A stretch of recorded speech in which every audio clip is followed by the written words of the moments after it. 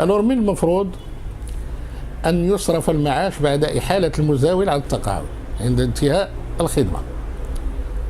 وصرف المعاش يتم حسب قانون كل صندوق، لأن صناديق 4 التي نهتم بها كل وحدة عندها قانون ديالها ديال الصرف، كيف كتحسب وكيف كتصرف. وينال المتقاعد معاشه صافي كما كان ينال أجره صافي. إذا ما غاديش ندخلوا في مور الصافي اش كاين. وعندما يتم الاحتساب ديال الضريبة، القوانين اللي كتهمنا في هذا المجال هو قانون ديال الصندوق المغربي للتقاعد بالأساس، لأن الصناديق ال4 مختلفة في التعامل ديالها مع في التسيير ديالها أولا، وفي التعامل ديالها مع المستفيدين منها. لنأخذ لا سي ام ار، لا كاس انتر بروفيسيونيل، هادوك عندهم نقاط يمنحونها للمتقاعد، وعندما يحال على التقاعد كاينه سومه ديال النقطه مضروبه في النقاط وكيعطيو التقاعد ديالو. الار سي ار ديال الشبه العمومي واسمه عندها وسيله اخرى، هو ان عندها كلناش كيعطيو لكل متقاعد كيحسبوا ليه ايام العمل ديالو من اللي دخلت تسالى. اذا كيعرف الاجر ديالو كل اسبوع، كل يوم، كل شهر، اللي كيساليو عنده واحد المعدل ديال هاد الاعداد، وكيعطيه واحد القيمه ديال المعاش ديالو. وكاين لا سي ان اس، لا سي ان اس عندها واحد الاحتساب خاص.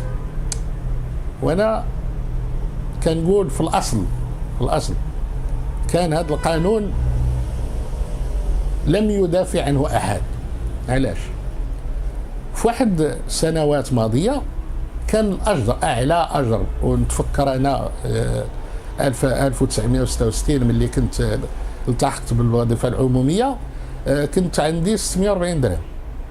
و640 درهم بهذيك الساعه راه كنت كاينه السياره، كاين نتنقل كي بغيت وهذا. علاش؟ لانني كنت كنشري ليسانس هذيك الساعه ب 80 سنتيم. الور 80 سنتيم ديال ذاك الوقت شي هي الغازوال ديال دابا.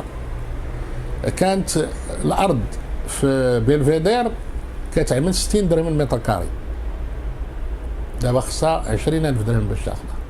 اذا الفرق ولا القيمه ديال 640 درهم ماشي هي القيمه ديال المعاش ديالي ديال 13,000 درهم دابا. 13,000 درهم ما كتمكننيش من انني نعيش كيف كنت عايش ب 64 640 درهم. اذا كاين واحد الفرق. عندنا لا كيس ماروكان دو لا كيس الصندوق المغربي للتقاعد. الصندوق المغربي للتقاعد ملي كان نتحالوا على التقاعد، المدير ديال الصندوق من مهامه هو انه كيعطينا واحد الوثيقه يبلغ الى المستفيدين منها براءات معاشات تتضمن حساب تصفيه المفصل. اذا كاينه وثيقه وصلتني ملي تحاليت على التقاعد كيقول لي فيها المدير ديال الصندوق ان الاحتساب ديال الضريبه ديالك غادي يكون على اساس الهويه ديالك كموظف ملي خرجتي على التقاعد، وهي واحد الرقم استدلالي، واحد السالير دو باز، واحد لا ريزيدونس، ولي زالوكاسيون التعويضات اللي كنتي كتشد. المجموع ديالهم هو اساس احتساب الضريبه ديالك. ولكن انا ما غاديش نعطيك هذاك الشيء اللي كنتي كيعطيوك، انا غادي نحدد لك داك الشيء في اخر اجره كنتي كتقاضاها. ولماذا؟ لان ملي كنت انا خدام وكنزاول المهنه كنت كنخلص ضريبه ديال 43,000 درهم على ذاك الاجر اللي كان عندي الاجمالي 43,000 درهم. القانون الضريبي كيعطيني واحد الامتياز بالنسبه للشغيل، الشغيل كيعطي واحد الخصم ديال 20%، ولكن لا يتعدى 30,000 درهم. إذا ملي كيكونوا يحسبوا له يكون الصالير كما بغى يكون، كيعطيوه يديروا 20%، إلا فاتت 30,000 كيعطيو 30,000، وإلا كانت قل منها كيعطيو داكشي اللي قل منها. أنا متقاعد في هذيك الساعة اللي خرجت تقاعد كان 40%. 40% ملي كتحسبها على الأجر ديالي يلا كدير 17,000 درهم ديال الضريبة و 43,000 درهم. إذا كان من المنطقي إذا كان الضريبة تمنحني امتياز أنني أستفيد من هذا الامتياز. تجي لا كاس ماروكان دو روتريت وكتدخل واحد البند في قانونها 1171 الذي لم يكن فيه هذا الحد، لأن قبل هذا كان باللي كتخرج للتقاعد عندك 2.5 ديال المعامل على عدد سنين، وكيعطيك داكشي اللي غادي تشد في التقاعد ديالك. كاين تدريج في هذا الامر، هو انه كان تغيير ديال القانون. هذا القانون بدا في 71 وتغير في 89 باش دخلوا عليه ان تتألف المرتبات الأساسية من آخر المرتبات الجاري عليها الاقتطاعات الخاصة بالرقم الاستدلالي المطابق للدرجة والسلم والرتبة. واحد الوقت كانوا كيقولوا عندك واحد لانديس وعندك هذا، راه داك الأجر ديالك غادي تاخذ عليه على حسب السنين اللي خدمتي. جاو من بعد وطوروا هذا الشيء وقالوا أن هذا الرقم الاستدلالي لا باز غنزيدوا على 10% ديال لا ريزيدونس، لأن كانوا الموظفين مضطرين يتنقلوا من جهة لجهة، عطاهم 10%، والبعض عنده 15 والبعض عنده 25، ولكن احنا الموظفين القارين كان عندنا 10%.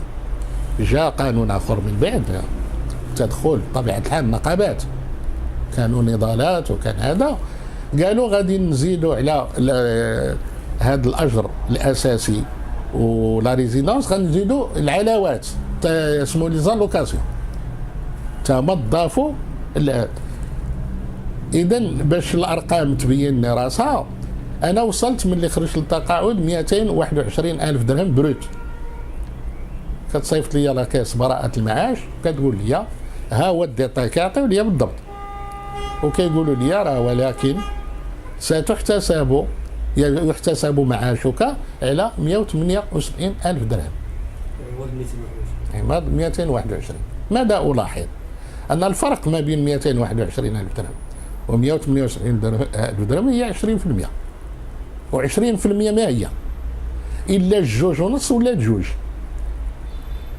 القانون ديال 2016 اشنا هو كان 10 سنين ديال المناقشات، وهذا ملي رئيس الحكومة السابق دار التعديل ديالو الأحادي، لأن هذيك الساعة النقابات ما تداخلوش، ما كانوش قابلين داك الشيء وما دواوش.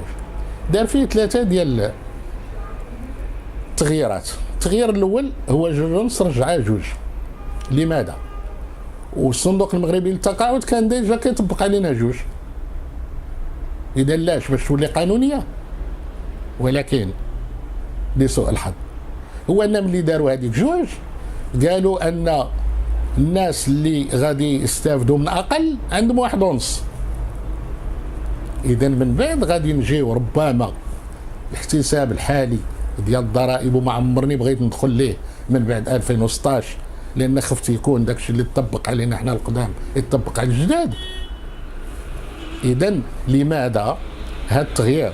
التغيير الثاني هو احتساب الضريبة أو احتساب المعاش على معدل 8 سنوات الأخيرة من حياة الموظف، من حياته العملية. أين هو الموظف الذي يعرف تغيير مهم في أجره في آخر عمره؟ لأن كيكون في آخر عمره وصل للماكسيموم، ما بقى عنده ما يزيدوه، لدرجة أنهم ولاو كيدويو على ليشيل 13 وليشيل 14 وهذا، لأن اللي عندهم لاوريشيل راه وصلوا والسيزيام إشلون وصلوا للقمة. أنا كنت واصل ليشيل 11 والسيزيام إشلون، إذا ما بقى ما يتزادني. السنوات اللي قضيتها في آخر عمري كانت غير ضياع. إذا هذاك الثاني كان تا هو، ولكن التغيير الثالث هو المهم. لماذا؟ طالبوا من الناس اللي كيشتغلوا هو انهم يزيدوا 4% عوض 10% اللي كانوا كيأديو، ولاو خصهم يعطيو 14 والدوله تعطي 14. هذه 4% زايده على الشغيله. في المناقشات ديال هذه المواضيع بهذا الشكل كان بالاحرى على ممثلي الشغيله انهم يطالبوا ان الدوله تحمل هذيك الزياده، عوض يبقاو يناقشوا الزياده في الاجور، يناقشوا ان هذاك 4% اللي بغيتوا تزيدوا باش تعطيوها الصندوق تحملها الدوله. هذا هو السؤال الى اي حد انه هذه النقابه هذه تستحضر اشكاليه المتقاعدين في الحوار الاجتماعي كسؤال. انا للمؤسف هو ان انتظرنا الكثير من في هذه الايام الاخيره ان نكونوا محط انظار النقابات، ولكن لسوء الحظ لم نرى شيئا، لان الزياده غدا تزاد للشغيله والمتقاعد لم يذكر. لا احد ذكر والوم وسائل الاعلام اللي كانوا كيروجوا لهذه الزياده وكيصوروا الناس كيعطيو فرحانين بزياده، انهم لم يذكروا ابدا المتقاعد. لماذا اقصي المتقاعد من هذه الزياده؟ وهذا يعني خصو اصلاح من طرف الناس اللي كيتكلموا عن التقاعد. التقاعد اللي يمكن يتكلف به ويتكلم عليه هو المتقاعد. المعروف ان جميع الجمعيات والبرلمان فيه ناس سنهم يتجاوز 60، مرحبا بهم. ناس اختاروا العمل النقابي والسياسي يكملوا في العمل السياسي، ولكن ما يقصيوش دائما المتقاعد ويقولوا احنا كنتكلموا عليك، متفقين نتكلم عليا يوافينا هي الحجه. البروميير ماي خرجوا الناس يعني كيتظاهروا على باش يبينوا الفرحه ديالهم بهذاك النهار، كاين اللي مريح في دارو، وحنا المتقاعدين في الفيدراليه كنا مجتمعين كنقولوا اللهم ان هذا منكر، لم يذكرنا احد. كانوا لي زاسيد فيسكال ما قال لنا حتى واحد راح ندوينا عليكم، حضرت ليه مش تهضر على المتقاعد. اذا امتى غادي يتكلموا عن المتقاعد؟ راسلتوا رئيس الحكومه؟ راسلنا رئيس الحكومه لا جواب. كانوا عندنا مراسلات كثيره مع البرلمانيين، هما رؤساء الفرق والنقابات. يعني لا انكر ان عندنا سند من طرف النقابات والاحزاب، لان ملي كنمشيو للبرلمان كندخلوا لداخل وكيستقبلونا وكيتصنتوا لينا وكياخذوا من عندنا الوثائق اللي كنعطيهم. اول حمله درناها هي 2013. 2013 كان واحد الزياده في الاقتطاع ديال 40% ولا 55%، لان هذاك كيقولوا لهم لي فري بروفيسيونيل الشغيل عنده 20% في حدود 30,000 درهم، ولكن المتقاعد عنده 40% بلا حد، ولات من بعد 55% بلا حد. واحد السنه في 2013 كان عندي على حسب المثل اللي كنعطي ديالي دائما، وعندي واحد الصديق في الجمعيه كيقول لي انت دائما كتكلم على هذا الموضوع لانه يخصك وحدك. اقول له من هذا المنبر انه يخص جميع المتقاعدين في المغرب، المتقاعدين الموظفين اللي كانوا موظفين. هذا مشكل ديال الجميع. انا لماذا اثرته؟ لان جرى لي بحال داك اللي عنده المعلومه وكيخليها ليه.